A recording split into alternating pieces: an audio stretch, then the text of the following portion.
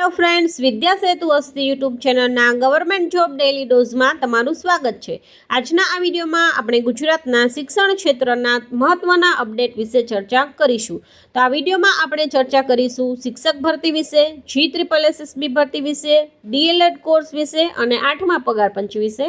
તો તમે પણ જો ચેનલ પર નવા હોય અને સરકારી નોકરીની તૈયારી કરતા હોય તો ચેનલને અવશ્ય સબસ્ક્રાઇબ કરી દેજો। મારી ચેનલ પર તમને ડેઈલી 2 મિનિટનો વિડીયો મળી જશે, જેમાં તમને તમામ સરકારી નોકરીની લેટેસ્ટ અપડેટ મળી જશે। તો અવશ્ય સબસ્ક્રાઇબ કરી દેજો। તો ચાલો શરૂ કરીએ આજનો આ વિડીયો। ગુજરાત ગવર્મેન્ટ જોબની ફર્સ્ટ અપડેટ છે GSSSB એક્ઝામ વિશે। તો GSSSB દ્વારા લેવાતી એક્સરે ટેકનિશિયનની એક્ઝામ ડેટ આવી ગઈ છે। એક્ઝામ ડેટ છે 31 ઓગસ્ટ 2026। ટોટલ 270 જગ્યા માટે છે એ વેકેન્સી બહાર પડેલ છે અને એક્ઝામ છે એ CBRT પદ્ધતિથી લેવાશે। નેક્સ્ટ અપડેટ છે DLED જે છે તેનું રિઝલ્ટ આવી ગયું છે। તો આ રીતે કંઈક DLED છે તેનું રિઝલ્ટ જાહેર કરી દેવામાં આવ્યું છે। નેક્સ્ટ અપડેટ છે કે શિક્ષણનું વ્યાપારીકરણ અને પેપર લીકથી યુવાનો નિરાશ। ગુજરાતમાં 3 વર્ષમાં 1899 વિદ્યાર્થીઓએ આત્મહત્યા કરી। તો રીનીટની જે એક્ઝામ લેવાની આ રીતે સ્પર્ધાત્મક પરીક્ષા જે છે પ્રવેશ પ્રક્રિયા સરકારી ભરતી પરીક્ષા જે છે તેને સંપૂર્ણ પારદર્શક બનાવવાની માંગ। ફરીથી પરીક્ષા લેવાતા વિદ્યાર્થીઓ નિરાશ થઈ જાય છે। શિક્ષણ હવે સેવા નહીં કરોડોનો વ્યવસાય। દર 2 દિવસે વિકસિત ગુજરાતમાં 3 વિદ્યાર્થીઓ જીવન ટૂંકાવી રહ્યા છે, જે ખૂબ જ નિરાશાજનક પરિસ્થિતિ કહી શકાય, જેમાં સુધાર લાવવાની જરૂર છે। નેક્સ્ટ અપડેટ છે સુરત, વડોદરા, નવસારી અને અમદાવાદમાં ભારે વરસાદના પગલે 31 જુલાઈએ શાળા કોલેજોમાં જાહેર રજા રહેશે। તો આ એક ખાસ ધ્યાન લેવું। નેક્સ્ટ અપડેટ છે શિક્ષણ નીતિને હવે રોજગારી મળે તે રીતે ઘડવાની જરૂર છે। શૈક્ષણિક ક્ષેત્રે સુધારા જરૂરી છે, કેમ કે વિદ્યાર્થીઓને છે એ રોજીરોટી મળતી નથી અને આ જે સ્પર્ધાત્મક પરીક્ષા છે તેના પેપર ઘણી વખત લીક થાય છે। તો તેના બાબતે અપડેટ છે।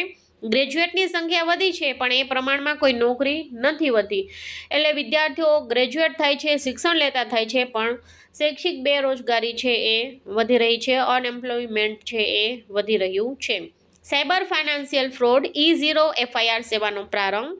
તો સાયબર ફ્રોડ જે છે તેનો ભોગ બનેલા નાગરિકો હવે પોલીસ સ્ટેશન સુધી નહીં જવું પડે, ઘરે બેઠા જ તેઓ છે એ E0 FIR છે એ નોંધાશે। રાજ્યની પ્રથમ E0 FIR નોંધાનાર ફરિયાદીની 15.76 લાખથી વધુની રકમ બચાવી લેવાઈ।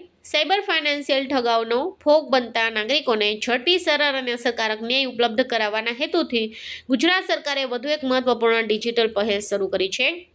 નેક્સ્ટ અપડેટ છે કેન્દ્રીય શિક્ષણ સર્વેક્ષણની અંદર દેશના ટોપ 116માં ગુજરાતના એક પણ જિલ્લાને સ્થાન નથી મળ્યું, એટલે ગુજરાતની અંદર છે એ શૈક્ષણિક સ્તર વધવાના બદલે ઘટ્યું છે।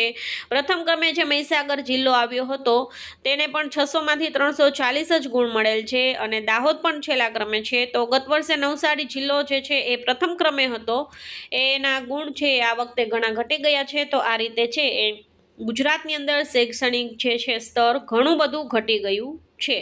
એક પણ જે 116ની અંદર ગુજરાતનો એક પણ જિલ્લો છે એ ટોપમાં આવ્યો નથી। અમદાવાદનો સ્કોર પણ સામાન્ય સુધર્યો છે, પણ રાજ્યમાં 28મો ક્રમ અમદાવાદને મળ્યો છે। તો ગુજરાતમાં ખૂબ ખરાબ પરિસ્થિતિ છે। નેક્સ્ટ એક અપડેટ છે 8મા પગાર પંચ વિશે। 2006 થી 2008 વચ્ચે જે રિટાયર થયેલા કર્મચારી છે તેને MSCPનો લાભ નહીં મળે, સરકારની આવી સ્પષ્ટતા થઈ ગઈ છે અને 8મું પગાર પંચ ખૂબ ઝડપથી લાગુ થઈ જશે તેવો પણ એક અપડેટ છે। MSCP યોજના 1 સપ્ટેમ્બર 2008 પહેલા અસ્તિત્વમાં ન હોવાથી લાભ આપવાનો પ્રશ્ન જ નથી, એવું મંત્રી જીતેન્દ્રસિંહનું કહેવું છે। તો આ રીતે એક અપડેટ છે અને એક લાસ્ટ અપડેટ છે હાયર સેકન્ડરી મેઇન્સ પરીક્ષા વિશે, જેની વિદ્યાર્થીઓ ખૂબ આતુરતાથી રાહ જોઈ રહ્યા છે। પરીક્ષા કેન્સલ થશે કે કેમ, તો એ બાબતે એક જે છે એ ફાઇનલ યાદી રાજકોટ જિલ્લાની અંદર જે છે એવા કેન્દ્ર સંચાલકોની મીટિંગ બાબતે એક અપડેટ છે।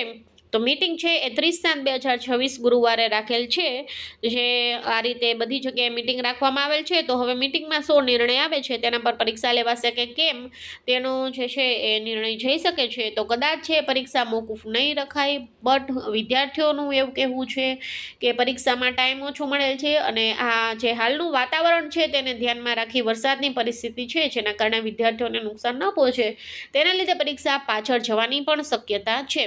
તો જે કંઈ પણ અપડેટ હશે એ તમને આ ચેનલ પર મળી જશે. પરીક્ષા છે એ યથાવત રહેશે કે પરીક્ષા પાછળ ગઈ છે તેની માહિતી તમને મારી ચેનલ પર મળી જશે. તો ચેનલને એક વખત અવશ્ય સબસ્ક્રાઇબ કરી લેજો. ફરી મળીશું આવી જ નવી માહિતી સાથે આવતીકાલે.